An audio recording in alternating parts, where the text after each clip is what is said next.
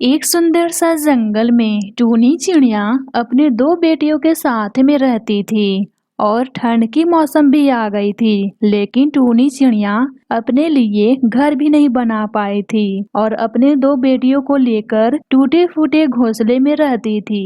एक दिन की बात है, टूनी चिड़िया की बेटी नैना कहती है, माँ, इस जंगल की सारी पक्षियाँ अपने लिए पक्के घर बना लिए हैं। सिर्फ हम लोग बचे हुए हैं। माँ, मुझे बहुत ज्यादा ठंड लगती है। माँ, तुम पक्के घर कब बनाओगी? जब ठंड निकल जाएगी तब पक्के घर बनाओगी। माँ, कुछ करो ना। माँ, मुझे बहुत ज्यादा इस घोंसले में ठंड लगती है। न जाने हम लोग को कब नसीब होगा पक्के घर में रहने का। इस घोंसले में कितना ज्यादा ठंड लगता है माँ। हाँ माँ, नैना सही कह रही है। इस जंगल में जितने भी सारे पक्षी हैं, सबका पक्के घर है। अगर किसी का घोंसले घर है, सिर्फ हम लोगों का है। माँ, बोलो ना, तुम पक्के घर कब बनाओगी? इस जंगल में कितना ज्यादा ठंड लगता है। क्या हम लोगों की ठंड इसी घोंसले में ही निकल जाएगी? इस जंगल के सभी पक्षी अपने घर में अच्छे से रह रहे हैं। माँ, कुछ तो बोलो, इस तरह से चुप क्यों हो? क्या इस ठंड में अपना घर नहीं बनेगा? बेटा, मैं तुम लोग के लिए कैसे घर बनाऊं? तुम दोनों अच्छी तरह से जानते हो मेरा एक पंख काम नहीं करता है। अगर मैं काम करने जाती हूँ दूसरे घर, वे सब समझते हैं मैं काम चोर हूँ। अगर मैं थोड़ी सी भी आराम करने बैठ जाती हूँ तो वे सब मुझे काम से निकाल देते हैं। बेटा, तो बोलो मैं कैसे पक्के घर बनाऊं? मेरे पास पैसे रहेंगे तब तो बनाऊंगी पक्के घर। क्या मुझे शौक नहीं है पक्के घर बनाने का? मेरा भी शौक है मेरी बेटियां पक्के घर में रहें। और वैसे भी चिंता लेने की कोई जरूरत नहीं है बेटा, ईश्वर सब ठीक कर देंगे। ईश्वर तो सब देख रहे हैं हम लोग कितने दुख दर्द में हैं, वो सब ठीक कर देंगे बेटा। माँ, क्यों ना करूँ चिंता। खुले आसमान में कितना ज्यादा ठंड लगता है। दिन हो या रात, ठंड में सिर्फ हम लोग कांपते रहते हैं। और वैसे भी ईश्वर को तो सब दिखाई दे रहा है, हम लोग कितने ज्यादा परेशान हैं। ईश्वर सब देख रहे हैं हम लोग कितने ज्यादा दुख दर्द में हैं। जब से इस दुनिया में आई हूँ, सिर्फ दुख ही दुख मिल रहा है। माँ, तुम ईश्वर से बोलो हम लोगों को इतना ज्यादा दुख ना दें। हाँ माँ, नैना सही कह रही है। ईश्वर से तुम बोलो माँ, हम लोगों को इतना ज्यादा दुख ना दें। हम लोग को ईश्वर कितना ज्यादा दुख दे रहे हैं। अगर आज हम लोगों का पक्के घर होता, हम सब उस घर में कितने ज्यादा खुश होते हैं और खुशहाल जिंदगी बिताते हैं। लेकिन नहीं, ईश्वर को ये सब थोड़ी अच्छा लगेगा। सिर्फ हम लोग दुख में रहेंगे तो ये सब देखने में उन्हें अच्छा लगेगा। माँ, तुम बोलो ना ईश्वर को हम लोगों को इतना ज्यादा दुख में ना रखें। हम लोग को कितना ज्यादा ठंड लगता है ये खुले आसमान में। सब पक्षी अपने घर में अच्छे से रहते हैं अपने बच्चों के साथ, सिर्फ हम लोग घोंसले में हैं। कितने ज्यादा ठंड लगता है इस घोंसले में माँ।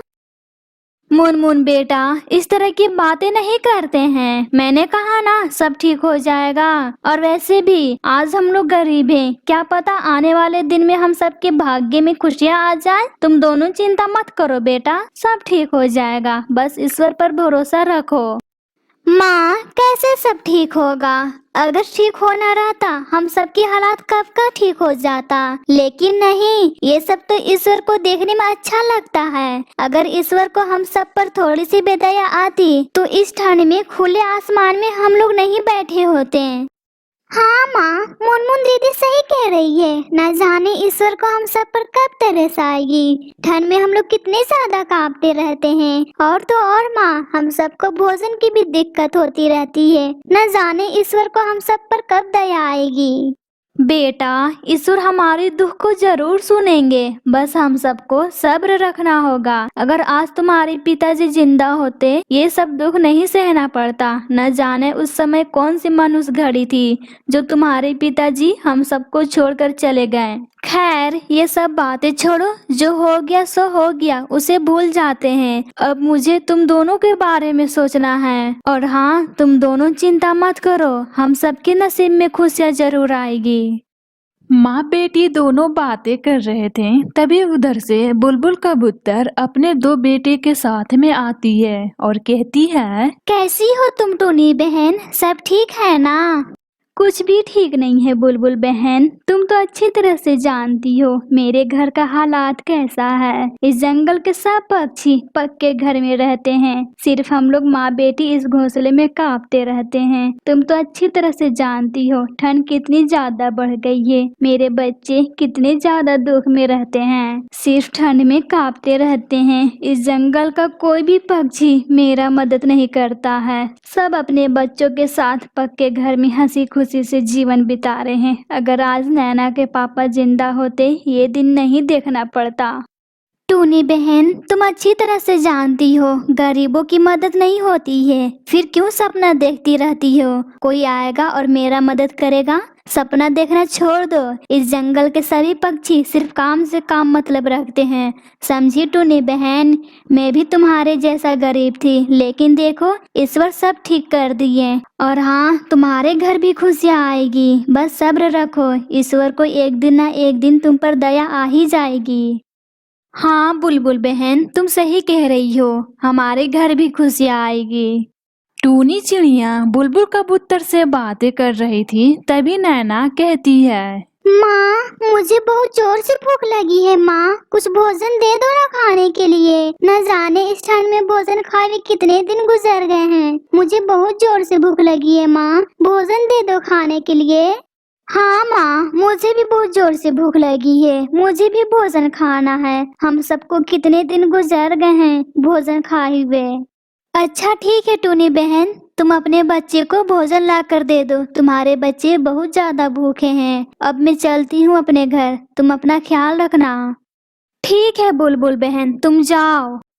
फिर बुलबुल कबूतर वहां से चली जाती है। इधर टूनी चिड़िया कहती है, बेटा, मैं भोजन की तलाश में चली जाऊंगी, लेकिन एक समस्या है। अगर भोजन नहीं मिलेगा तो मैं खाली हाथ आ जाऊंगी बेटा। लेकिन माँ, अगर भोजन सच में नहीं मिला तो फिर क्या होगा। मुझे बहुत ज्यादा जोर से भूख लगी है माँ, मुझे तो चक्कर जैसा आ रहा है। माँ, जैसा लगता है अब मैं नहीं बच पाऊंगी। हाँ माँ, मुझे भी चक्कर जैसा आ रहा है। ईश्वर से प्रार्थना करो कि भोजन जल्दी मिल जाए और हम सब पेट भर भोजन खाएं। हम सबको भोजन खाए हुए कितने दिन गुजर गए हैं। एक तो ऊपर से बहुत ज्यादा ठंड लग रही है, ना हम लोगों के पास भोजन है खाने के लिए, न रहने की छत है। इस घोंसले में कितना ज्यादा ठंड लग रहा है माँ। बेटा, सब ठीक हो जाएगा, अच्छी अच्छी बातें करो बेटा, ईश्वर हमारे साथ हैं। खैर, ये सब बातें छोड़ते हैं, अब मैं जा रही हूँ भोजन के लिए। तुम दोनों अपना ख्याल रखना बेटा। इतना कहकर टूनी चिड़िया भोजन की तलाश में निकल जाती है। इधर उधर हर जगह वो भोजन ढूंढती है, लेकिन टूनी चिड़िया को भोजन नहीं मिलता है। वो थक कर एक पेड़ पर बैठ जाती है और सोचने लगती है, हे ईश्वर, अब मैं क्या करूं? मुझे नहीं भोजन मिला, मेरे बच्चे कितने ज्यादा भूखे हैं। ईश्वर, मेरी मदद करो ताकि मैं अपने बच्चों के लिए भोजन लेकर जाऊं। न जाने मेरे बच्चे किस हालत में होंगे। मैं कैसी माँ हूँ, अपने बच्चे के लिए कुछ भी नहीं कर पा रही हूँ। अब मुझे घर जाना चाहिए, मेरे बच्चे मेरा इंतजार करते होंगे। न जाने मेरे बच्चे किस हालत में होंगे। अब तो मुझे भोजन नहीं मिला, अब मैं कैसे अपने बच्चे को मुंह दिखाऊंगी। हे ईश्वर, मेरी मदद करो, मेरे बच्चे के चेहरे पर खुशियाँ आ जाए। इतना कहकर टूनी चिड़िया अपने घर पहुंच जाती है। ये देखकर नैना कहती है, माँ, मुझे बहुत जोर से भूख लगी है, भोजन नहीं मिला ना माँ। अब मैं कैसे भूख बर्दाश्त करूंगी। लगता है मैं नहीं बच पाऊंगी माँ, मुझे बहुत जोर के भूख लगी है। हाँ माँ, मुझे भी लग रहा है अब मैं नहीं बच पाऊंगी। माँ, तुम अपना ख्याल रखना, हम दोनों बहनें तुम्हारे लिए कुछ भी नहीं कर पाए माँ।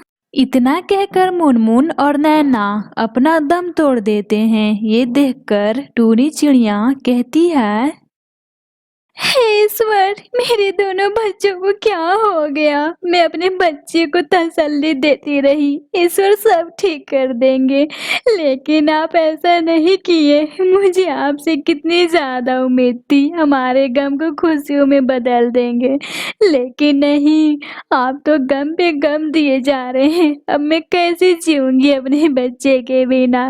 ईश्वर, मेरे बच्चे को जिंदा कर दो। मैं अपने बच्चे को कितने प्यार से पोस पाल के बड़ा की थी, मेरे बच्चे को जिंदा कर दो ईश्वर। मैं अपने बच्चे के बिना नहीं रह पाऊंगी, न जाने मेरे भाग्य में क्या लिखा हुआ है। मुझे क्यों आप इतना दुख दर्द दे रहे हैं ईश्वर? मेरे बच्चे वापस कर दे ईश्वर। मैं अपने बच्चे के बिना कैसे रह पाऊंगी?